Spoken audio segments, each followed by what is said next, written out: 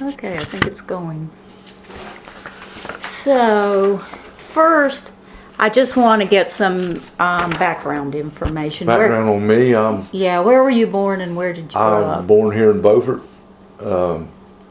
in June the 22nd, 1954. I'm 61 years old now. I've been here all my life. I was a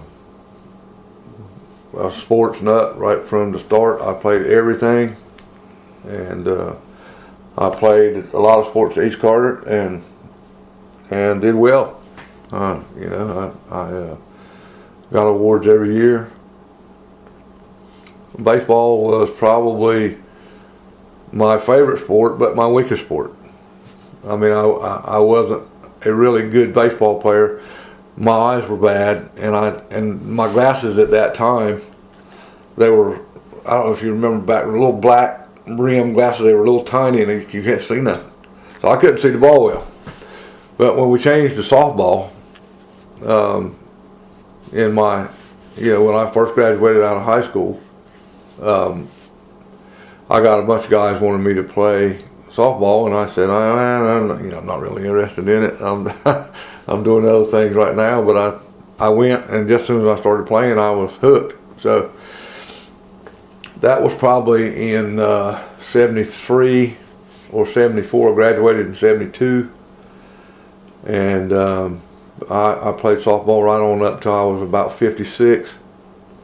I quit playing because my knees were bad, and more so than anything because I wanted to coach the girls. And that was when your daughter started to play? Right, that's, let's see. My oldest daughter was very interested in playing.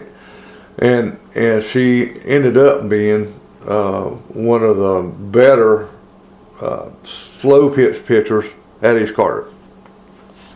She pitched for 4 years and she did very well. She was really good, and she hit well. I mean, she had the whole thing. So she was the best of my daughters that played. My second daughter, Kim, Christy was the oldest. Christy Joy was the oldest. She did well. Kimberly Jo played. She was not as good as Christy, but she played well. She was a good, but she played outfield, hit the ball well and all that. Tiffany, my youngest daughter, never played softball a whole lot. She played a little bit, but not a whole lot. But she was a cheerleader, and so we went all over the place with her with cheerleading. But they all played, and they played basketball. All of them played basketball. But anyway, Christy was very good at pitching, and she made all conference all 4 years. As a pitcher. Mm-hmm. So she did really good. Don Capel was coaching then, and that was when I started helping him. Miss Alice Lewis was his assistant coach, and I helped then as a non-paid coach. So that was 70, when was that? I remember when Christy graduated. She's 40. It don't matter. Anyway, when she played, she would help the younger girls because it was effortless for her to pitch, slow pitch. Mm-hmm. And about that time is when Don Capel quit, and Jimmy Fodry became the head coach. Miss Alice was still the assistant coach. Uh-huh. So we, I helped, and finally, I don't know, Miss Alice quit or whatever happened, and I became the assistant coach for the varsity. But somewhere in there, Barbara and Ellis and I started the JV team. I can't remember exactly when that was, how that was, but we had the first JV team East Carteret ever had. And there were so many girls at that time that we felt like we had to do something because they all wanted to play. 20 girls on a team is a nightmare. Don Capital will carry 25. Well, if you got 25 people on your team, where are we going to play them all? I mean, it was a nightmare for him. I mean, because I don't know if and this was the varsity. Yes. I don't know if you've ever played or not, but there's only at that time there was 10 positions. You got 15 sitting on the bench. How you going to get them in the game and try to win at the same time? School ball and summer league ball, two different things. In high school, they want you to win. If you're not going to win, they're going to get another coach. Just that simple. And it's quite a bit different in summer league. They expect you to play everybody in the summer league. In high school, they don't. So you get called a lot of names because you don't play everybody. So now the summer league, is that Babe Ruth or is that yes. something? Okay. Yes, that's always been. I better not say always been, but mostly it's been Babe Ruth. I think it's always been Babe Ruth, to tell you the truth. But now they've changed the baseball to like Cal Ripken or something like that, and I think we've been Babe Ruth the whole time. I don't ever remember it being something else. But the rules are different. When I say the rules are different, I mean the playing rules are different. You've got to play everybody in the summer league. High school, you don't. It's not. You get in the Babe Ruth. If you don't play everybody and they get to bat as well, then you forfeit the game. So, you have to stay on top of that. But me and Ellis never had to worry about that. Barbara had that. We just did the coaching. She did everything, all the paperwork. She took care of it. So you coached at East Carteret and in the summer leagues for Babe Ruth. And like I said, it gotten by the time I was getting too old to play softball myself, I had gotten so deep into coaching that I didn't care if I played or not. All I was interested in doing, and it wasn't fair to the guys I was playing with, I was more interested in going to the school and coaching the girls than I was playing in my own game. And I was coaching the men's league too. I was the head coach, and I always was. The only time I ever played on a team that I wasn't a coach was my first 2 years, and after that, I was always the coach. So. Was the men's league through Parks and Rec? Yes, ma'am. Okay. Yeah, and at that time we'd have 25, 30 teams. Now, if they have 3 or 4, they're lucky. I don't know what happened. I know the guys that get out of school don't want to play. I don't know. I really don't. I've been out of it for probably 10 years, I won't say. I've been out that long. It may be longer than that, really, but I just got tired of it, and all I wanted to do was be with the girls. So I just handed it down and quit being the president of the league too. So I guess that was 10 years ago, and then I got more and more involved with the high school as the years went on. Like I said, we started with Babe Ruth, and I just got more and more involved, and you find better ways to practice, better ways to run, to steal bases, to bat, all those things. You can go online now. It's really easy now. You can go online and find out just about anything you want to know. With my school stuff, I have email that I have a college coach that sends me stuff almost every day. Some days 3 or 4 things. She might skip the next day, and then she'll send me 3 or 4 more things, films and whatnot on how to do this, how to do that. So, it's a whole lot more involved than it was back in the day when it first started. I remember when it first started, Jimmy Fodder and myself voted against fast pitch right on up to where we were the last ones, and everybody else voted for fast pitch. We thought that the slow pitch was the best game. I feel like if he was alive, he'd tell you the same thing. We were badly mistaken. The fast pitch is way more of a game than slow pitch ever was. So, why do you say that? well, it's faster. It's at the beginning it was all about pitching and catching. Well, all that's caught up now.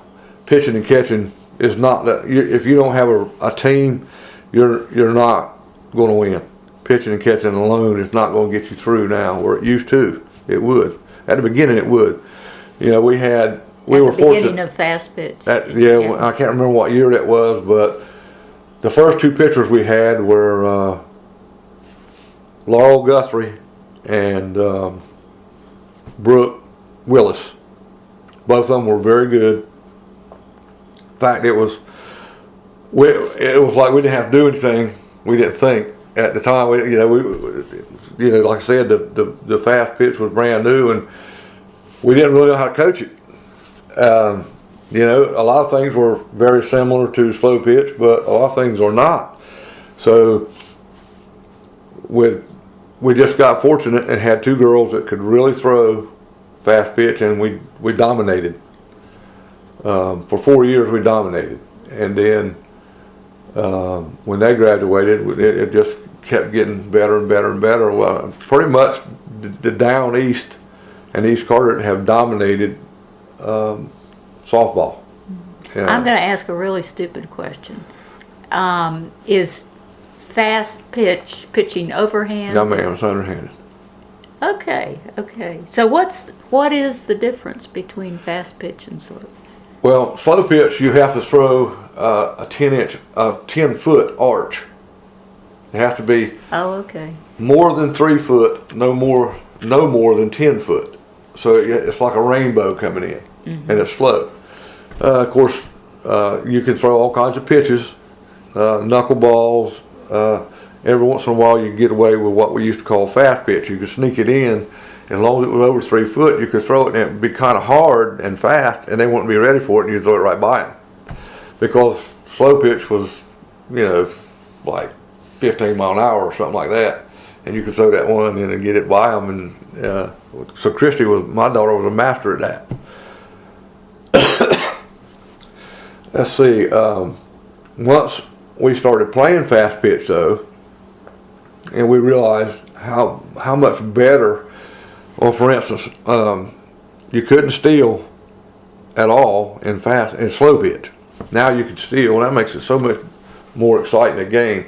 If the catcher misses the ball, goes to the backstop or whatever, you can steal, or you can just out and out steal. It doesn't have to go to the backstop. I mean, they can, just like baseball, they can steal. As soon as it leaves the pitcher's hand, they can go. So then we've started bunting, which was illegal in slow pitch. So you have a bunt, you have all kinds of different things that you can do in fast pitch that you couldn't do in slow pitch. There's a whole lot more strategy involved that's my daughter. There's a whole lot more strategy involved in fast pitch than there was slow pitch. Slow pitch is more of putting your best players in the best place. The outfield was usually not. You could hide somebody in outfield. In other words, you had a weaker player, you put him in outfield. Well, you can't do that now. So it was a big learning experience for us. And like I said, we got lucky, and we have a lot of coaches here: Doug Garner, Shane Nelson, Mike McGee. That's some of the better. All those coaches that I've coached with. Doug used to play with us in the men's league. Doug was very good. Do you know Doug? No, I don't. He teaches down at Harkers Island. But I have heard. Yeah, Doug was good. He went to college, and he played shortstop and I played second base. We went all over eastern North Carolina and sometimes out of the state to play, but we played every weekend.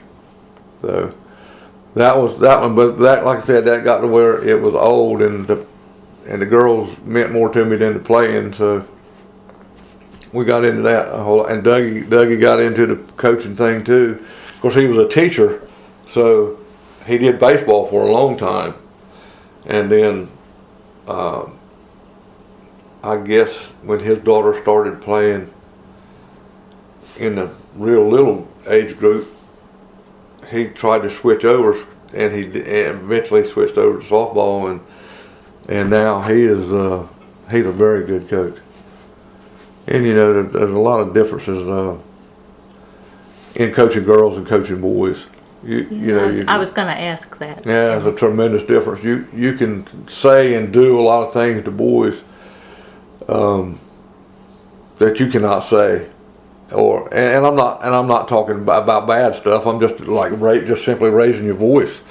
95% of the girls gonna cry if you do that. I know when I first started coaching the younger groups of girls, I would have them crying on a regular basis. Well, over the years, I've tried to not do that. I still have some pretty regular, but I mean, I try not to. But well, what is it about coaching girls that you enjoy, that you like? There's a lot of things, but the biggest thing is girls will try harder than any boy I ever coached. They'll listen, and much better than any boys I ever coached. And I did coach boys. I coached my brothers, and of course in the men's league it wasn't so much coaching as it was just telling them where they had to play and whatnot. And for the girls, it's just when you see them, like a light switch comes on and they understand what you're talking about. I like that. And they got girls will give you 110% all the time. Boys, they can care less. I mean, they don't.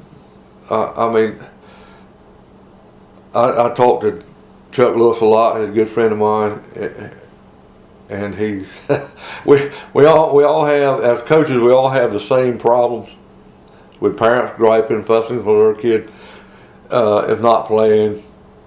And we talk. There's a lot of different things coaches talk to each other about, and trying to figure a way to play everybody, to make them happy, make the parents happy, and all that is really stressful. That's a good word there. Boys are, by the time they're 10 or 11 years old, they already know all there is to know. You can't tell them nothing else. Girls will look at you right in the eyes and make sure they understand what you're saying. And when I'm really bad about making girls dive for the ball. And when I finally get them to do it, because it does hurt a little bit, but or it can if they land wrong or whatever. But if I finally get them to do it, after you ever do it right one time, you never have to worry about it again. They'll dive anytime they have to. Boys won't do that. Well, I say they won't do it. Still, a lot of them will, but there's a lot of them that won't. Most any girl that plays for the infield for me are going to dive for a ball, and I'd say a good 75% of them are going to dive in the outfield. So I mean, they go. Do you know what I mean by diving? I think they're so. diving after the ball, trying to catch it. Right. I've had some great plays this past year. So, of course, I lost 5 seniors, and that's going to hurt. But I got some more coming. So, for the next 3 or 4 years, we should be really good. But it's just a. I think also girls appreciate what you say and what you do more so than any of the boys. Watching the guys at East Carteret coaching now, there's no appreciation for the work that they. Yeah, there's a lot of coaches out there that are coaching for free. I mean, they're just taking their time and trying to help the team, and they don't get paid. And none of us get paid much. But for me, the money never has made any difference. I couldn't care less about the money, but it's nice to get it. But that would not have had anything to do with me coaching. So, was there a particular coach that meant a lot to you that influenced you? Or Chuck Lewis and Joe Willis, back in the day when Joe Willis was the baseball coach. But Chuck has always been someone for me to look up to personally. I mean, I started at East Carteret his first year, 1968. That's 68. No, 69. I started high school 69 because I graduated 72. That was Chuck's first year at East Carteret. It might not have been his first year teaching, but it was, and I believe it was his first year teaching, to be honest with you, but I'm not sure. But he was a PE teacher, and he was on me all the time about I didn't play football my first year, and I didn't know who to talk to and how to go about playing and all that, so I didn't play. And he fussed with me. Well, back then you had PE, and when you got through PE, you had to take a shower and then go to class. Well, he would fuss with me about why didn't you come out for football, because he was the JV football coach. Why didn't you come out for football? I said, I just didn't think I was good enough. Well, I started in football the rest of my career at East Carteret every game. I never came out of the game for anything unless I was hurt. So for me, Chuck pushing me and encouraging me to play. Now, that was not only football, basketball, baseball. I did it all because of him. I say because of him. I wanted to do it anyway, but I just, I wasn't one of them that was so confident that I knew I was just going to go out and make the team. So I didn't go because I felt like I wasn't going to make the team. Well, that ended up being not a problem, but. Were there football teams in middle school? You had played football? I had played football no, there wasn't any football in middle school then. It was, what do they call it, midget league. Oh, okay. It was okay. It went on in the fall of the year, just like the rest of the football, but it wasn't anything to do with school. We played it at the school, but then it was Beaufort High School. Let's see, my 8th grade year, 7th grade year is the year that East Carteret opened. That was in 66, I think. Pretty sure it's 66. 66 or 7. Anyway, one of them. Anyway, we played football there, and I was pretty good then. But like I said, I wasn't. High school was a different level for me, and I was a little bit reluctant to go in it, so I didn't that first year. And then, of course, Chuck pushed me into doing it, and then later, Joe Willis was instrumental in it. But Chuck was more in every sport. He was always there to push me. So, and it wasn't always nice, and it wasn't always kind. And I told some stories that I had me and Jimmy and Chuck and some more people had a interview at the Maritime Museum. I don't know, I guess 5, 6, 7 years ago, or maybe more. Time goes so fast, We had an interview there, and I told a story of Chuck about I got thrown out of a football game in Washington. And on the way home, in between Washington and New Bern, there was nothing but darkness. There weren't any cars on the road. There wasn't any businesses. There wasn't anything. And we had stopped in a little place and got, I think it was so late we didn't get anything but like honey buns and Pepsis, whatever, but they were in bottles. And I was real good at throwing bottles out the window, hitting signs. So the boys all brought the bottles to me, and I'd throw the bottles out and hit signs. Well, he came back there.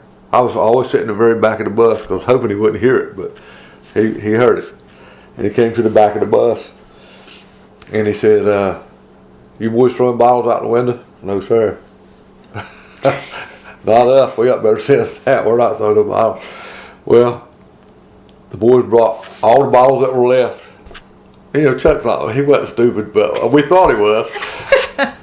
They brought all the bottles to me, and I had them on the bench, and I had the window down, throwing them, and he heard it again. He come back there, and he grabbed me right by the shirt, both hands, grabbed me, pulled me out of the seat, drove me down to the front of the bus. They stopped the bus, he kicked me off the bus. In the middle of nowhere. I mean, it was nothing. Black, dark, and the moon weren't shining, nothing. Threw me off the bus and left. I said, "This is great." Now, Mom and Daddy went to every single ball game I ever played in. But, unlike now, you couldn't ride home with your parents. You had to ride home on the bus. It was the insurance thing then. So, I was on the bus. Mom and Daddy had already been to Washington. They went home. I said, "This is great. I'm going to have to walk to New Bern. And then I'm going to have to call Daddy and tell him to come get me, and he's going to kill me. I won't worry about nothing getting me. I won't worry about anything at all, but Daddy was going to kill me." Well, about 15 minutes or so goes by, and he comes back with a bus. He said, "Well, you think that you can sit on the bus and not get in any more trouble?" "Yes, sir. I believe I'm going to sit right beside you the rest of the way home. And you ain't never going to have to worry about me throwing another bottle out the window." And I never threw another bottle. And he never told my mom and daddy. I don't know why.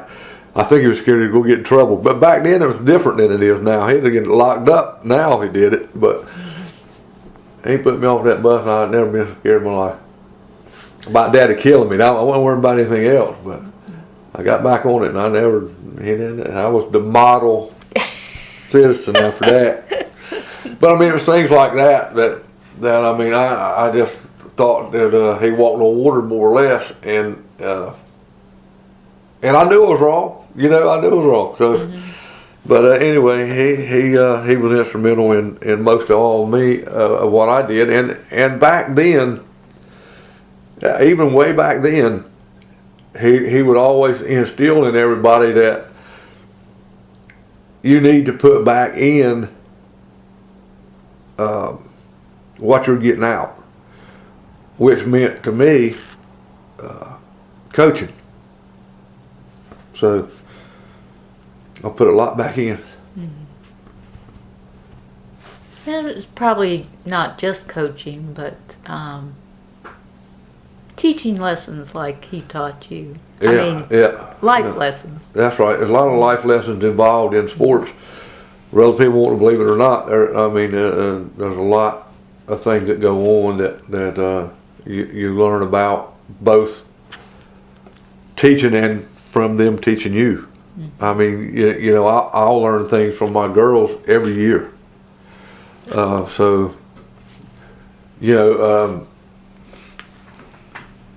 Temperaments are a fickle thing. You have to be very careful with girls, and I my wife's always worried about, well, I don't want you to be with any of them by yourself, and you never know in this day and time about what any one of them's going to say you did or whatever. So I try to make it a point to be sure that I have another coach with me, and fortunately this year we got a woman coach, and that is just wonderful. So there's things that we can't take care of, and there's injuries that we can't take care of. So it is wonderful to have a woman on the squad, and it's funny. I was talking to one of the parents of one of my girls that graduated 5-6 years ago. Yeah, at least 5 or 6 years ago. But no, that's more than that. Probably 8 years ago. I was talking to her. She had pulled a groin muscle, and well, actually, she pulled a hamstring, and they wanted me to tape it. I said, I can't tape it. And Mom and Daddy said, well, why not? I said, well, because I've got to go up in the groin to do it. I said, that ain't happening. I'm not going to do it. And so her mama said, well, I'll be right there with you. I said, nope. I don't care where you're at. I ain't doing it. And I didn't. And in fact, we got lucky, and we were playing Richlands, and they had a woman trainer. So I got her to do it, and after that, I told her mama how to do it, and so that was one of the things. But you know, you run into all kinds of crazy things when you're dealing with girls. But you know, I've been very fortunate over the years. I don't believe I've had more than a handful of girls that I was glad left. That you know, glad they were gone. Yeah, we get, like I said, coaches talk a lot, and we go to these coaches meetings, and everybody will say, if I could just get rid of these seniors, wouldn't I be tickled? I've never had a year like that.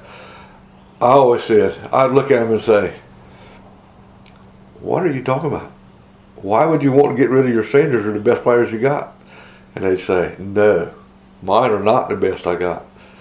I said, well, somewhere down the line, you didn't do what you should have done at the beginning. I mean, my seniors, I had a pretty stiff discipline program, and you know, if they don't, for instance, they don't say yes sir or no sir to me, then I'll make them run.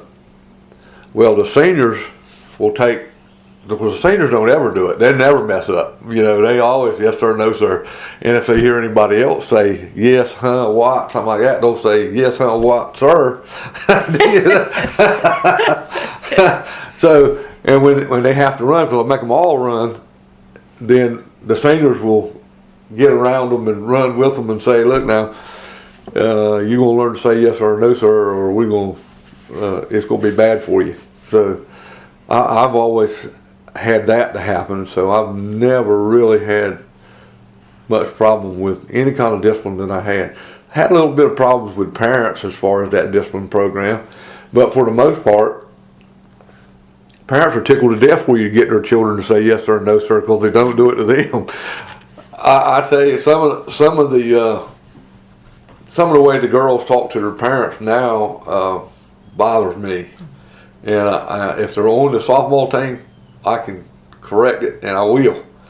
But once they're out, you know, I can't do much for them. But I don't allow them to back talk their parents if they're wearing East Carteret uniform.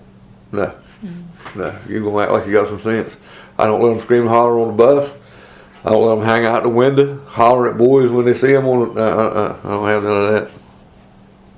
So, you know, I've had that same discipline program the whole time I've been in it, and works very well for me. I don't have much complaint from parents other than playing time. Mm-hmm. So, can you talk a little bit about friendships that are formed? You know. Oh, sure. I've got girls that come see me now on a regular basis that graduated years and years ago. I go to the ball games now, and the girls I coach have children, and in a lot of cases I'm coaching their children now, and I have a lot of them say that I have mellowed out, you know, somewhat from what I was when they coached. And we had one, my oldest daughter played with this girl, and they were sitting side by side, and I walked up, and they were, you know, saying hello to me and everything. and somebody said something about how I coached the team, and well, what happened was there was something going on the field, and the other girl said, I could tell you her name, but I don't see any reason to, but she said, look, if you told me to run around the bleachers run around the field right now, I'd go. So, but it was in a good way, you know what I mean? It wasn't a bad thing. And I mean, all these girls that come up to me now, and I remember most every one of them's name. Every once in a while, there'd be one that didn't play a lot or something, and I can't remember her name to save my life, but sometimes that will happen, but not very often. It's getting worse though. Yeah. But I mean, it's been so many years now that some of them are fading away. And I was looking in here, and I was looking at those girls, and the names would just come right to me. And I said that's good. But I see, for instance, Mardell Yeomans. I saw her in the doctor's office last week. I had to take my grandson to get shots, and she was in there. I talked to her, and it's just friendships are something that you can't control it. You know what I mean? I don't go out there with the intention of making friends with these girls. My intention is to teach them how to play the game, and the friendship thing is a bonus. That's the bonus part of it, and that's one of the better things of coaching. I've got those 5 girls right there were my seniors for this year, and I'll probably miss them as much as any of them that I've ever had.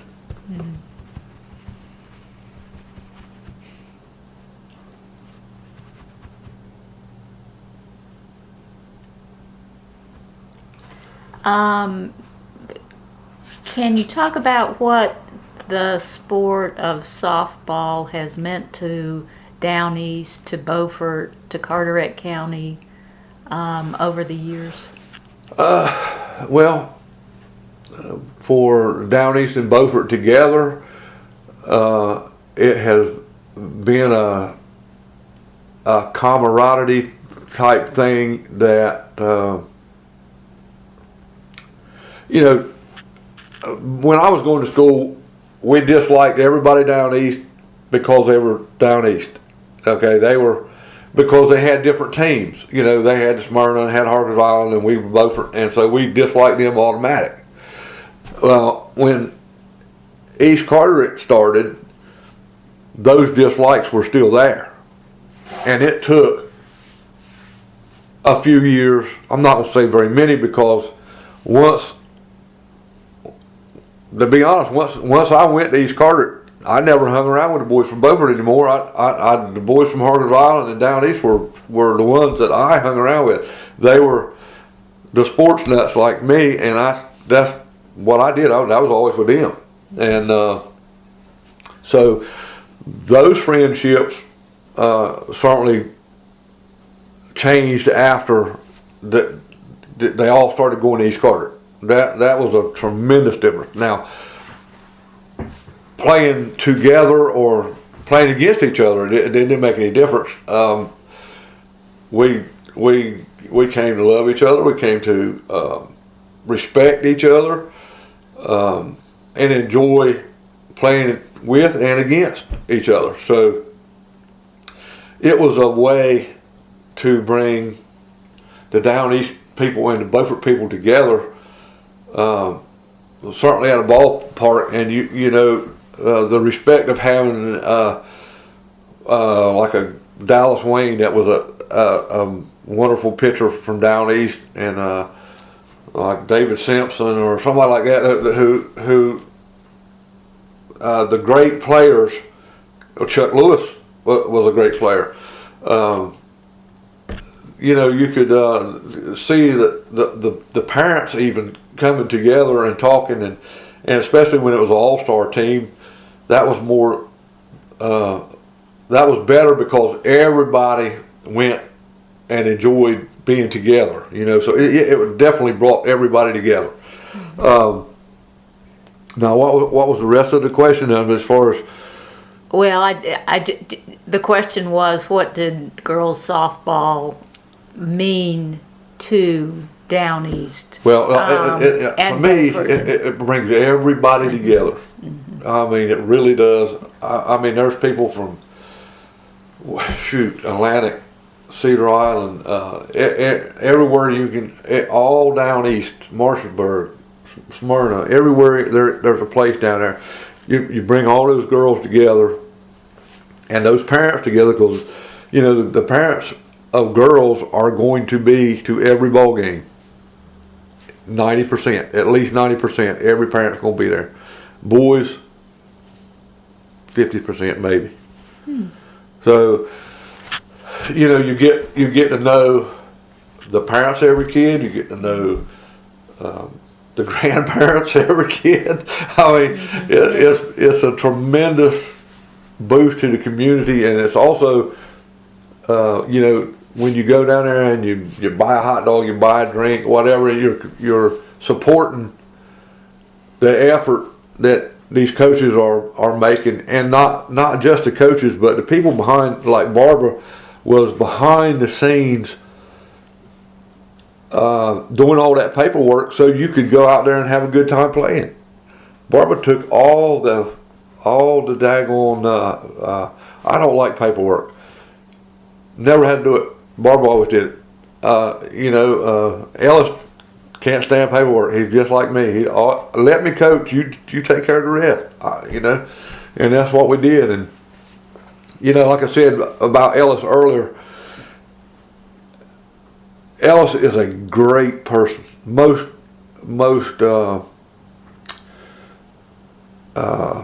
what is the word I'm looking for? Generous person I've ever seen. Now, he wants everybody to think that he's not.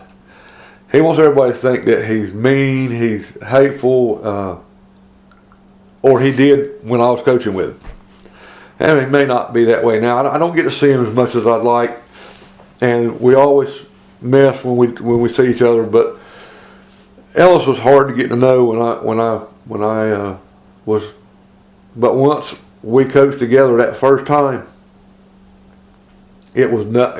I mean, we didn't care about nobody else. I wanted to coach with him. He wanted to coach with me, and Barbara was always there, and we had a great time. I may have told you this already one time at the shop, but we went to a tournament in Manio, and I told him I couldn't go. I said, Ellis, I got so much work to do, I just can't go. He said, oh yeah, you're going. I'm going to take you. You ain't going to have to spend a cent. I said, it ain't about the money, Ellis. I've got the money. I just can't go. Well, he kept on. He said, you're going to go. I'm going to come get you. So we worked it out where I could go. And we waited. The whole team was demanded except for me and Ellis. And we went across on the ferry. And I swear, he wouldn't even let me pay for a drink. But he was like that with every single girl he ever coached. He would take money out of his pocket to buy them anything they needed or wanted. Any of them. It didn't make no difference whether they were his or mine or whose. It didn't make no difference. I mean, that's just the kind of fellow he was. He didn't want you to know that, but that's the kind of person that Ellis was and still is, as far as I'm concerned. So generous, and so was Barbara. To give their time and money, and the time is more valuable than the money. The time that you're willing to put into coaching, or in Barbara's case, it wasn't so much the coaching as it was the paperwork behind the scenes, and making sure everybody's name was right, spelled right, and on that little plastic card thing she made, and that all the gear was where it was supposed to be. I mean, it was really great to be around both of them. Mm-hmm. So But the camaraderie and stuff would be the big answer to that question, I think. That's a very good answer. Do you have a favorite field Sure. where you've coached? Yeah, East Carteret. Okay. I put a lot of time in that field, and it's it's never ending with a field. For instance, I have to cut it twice a week right now. I had to cut the grass twice a week. We don't get paid for that. I mean, it's something that if you take pride in your field, then you don't want the grass growing, the weeds growing, and all that kind of stuff. And a lot of times, if one of the summer teams need a field to practice on, like the 10-year-olds, which my granddaughter plays on, it rained down east, and when it rains down there, you can't practice. Well, you can practice on my field. Unless it rains a flood, you can practice on our field. So, and I like for it to be ready all the time instead of, well, you're going to have, wait a minute, let me go out there and get it ready. I like for it to be ready. But right now it's not, because the lawnmower has been broken. They came out there and sprayed sand on the field, and they didn't want me to cut the grass till the grass grows through it. And it looks rough. But for the most part, yeah, East Carteret is definitely my favorite. Well, I've kind of run out of questions. Is there anything else you'd like to add? Well, basically, softball is a great game. I encourage all the children to play. Certainly for the girls. I mean, the boys don't play softball until they graduate from high school. And then apparently here lately, then they're not playing. They're not playing at all. But back in the day, there was 25, 30 teams a year. We had an eastern side, a western side. It was a lot better than it is now. I mean, we got just as many people as we had. What is going on with the league, I don't know. But I certainly encourage everybody to play, and the parents to be patient with coaches, because if you're out there every day working with these kids, you see whether they're good or bad. If you're the parent, you can't say they're the best if you're not out there every day, in my opinion. I've had lots of parents come up to me and say, well, I hear that you're going to play the best you got. I said, that's right. Well, you're not doing it. Well, why not? Well, my child's sitting on the bench. There you go. Yours is not the best. but I mean, I've run into that numerous times. And, like I said, for a coach, they're not out there to make any kid feel bad, for the most part. I'm not saying that's true for everybody, but for the most part, they're out there to teach them how to play to the best of their ability. And, some kids' best may not be as good as this kid's best. But if they're giving you 100%, then you got to be smart enough to see that. And so I will often pick a child that is not as good as a child I'll let go because of attitude. If they already know more than I do, they don't need me, and I don't need them. So, and not trying to sound smart or anything, but if you continue to put up with somebody that already knows more than you do, it always ends up being a problem. So it's easier to say, okay, you go into the house, and I'll keep these over here. So, and somewhat Chuck taught me that too. I mean, it's and like I said, me and him talk a lot now. So a lot of his ideals have rubbed off on me, I guess. And see, he's one of those people that if you're not gonna give 100%, he's got no use for you whatsoever.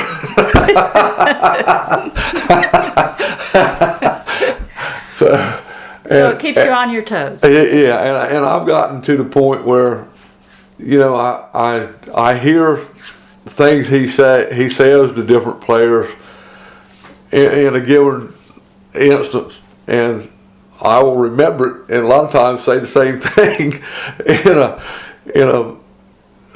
situation that I'm in. So he definitely has molded me, so whether he knows it or not, he has molded me quite a bit. But you know, a lot of people don't like Chuck. I'm sure there's a lot of people don't like me. If you coach long enough, you're going to have a lot of both. So you know, it's a. I try not to act like I'm smarter than somebody else, but at the same time, Chuck has. I'm sorry to keep going to Chuck, but Oh no, that's fine. He taught me that if you know the rules, then the official can't get anything on you because you know the rules as good as he does, most time better. And I have found that very, very beneficial to me over the years. And you know, you can have parents fussing and say, well, why didn't you go say something about that call? Well, again, you have to weigh the situation out. And if you're going to approach an umpire and say that he didn't know what he was talking about or what, you're not going to get anything from him. So you have to learn, and it's a learning experience. You have to figure out how's the best way to approach this umpire to get him to do what I want him to do. So you have to know when to go out there and say something and when not to. If it's a definite judgment call, leave it alone. If it's something that's applied to a rule, or if it's a judgment call and he has got the wrong angle to it, then you can ask the other umpire and most of the time get what you want. But like I said, you can't go out there screaming and hollering and kicking sand and you know, and all that. So it's a learning experience every day. Fortunately for me, I've been to East Carteret where I've had wonderful people to work with. April Lilly, Cecil used to coach with me. Her husband Cecil. I've had backing, you know, from the administration. Jimmy Walker, when he was the principal out there, he gave me my first job there, and of course I was the Booster Club president then. I don't know if that's why he did it or not, but anyway, I've gotten along with the principals very well, and because you know you're always going to have somebody that wants to get you fired. You did this or you did that or whatever the case may be, and Or lost a game. you have to let that run off your back. I was telling my son-in-law yesterday. He was coaching the team yesterday, and I said, and after the game was over, they put a lot of stuff on Facebook about him, and I said, look, the best thing you can do is not read it. If it's good, read it. If it's bad, leave it alone. I said, and you can't let that affect how you treat that child. The parents may be idiots. They may be. But you can't let that affect what you say and do to that child. Now, sometimes that is tough. But there's, you know, you have to weigh it out, and you can do pretty good without messing with the child at all. Yeah. So it's a guessing game sometimes. Yeah. Well, I'm sure it's hard. And I certainly do appreciate your doing this today. Oh, you're more this than welcome. interview. And we just kind of got started talking, and I didn't introduce myself to the recorder or you to the recorder or say what day it is, but I'll do that now. My name is Bonnie Hunter, and I'm here today with Mark Chadwick to talk to him about his experiences with girls softball.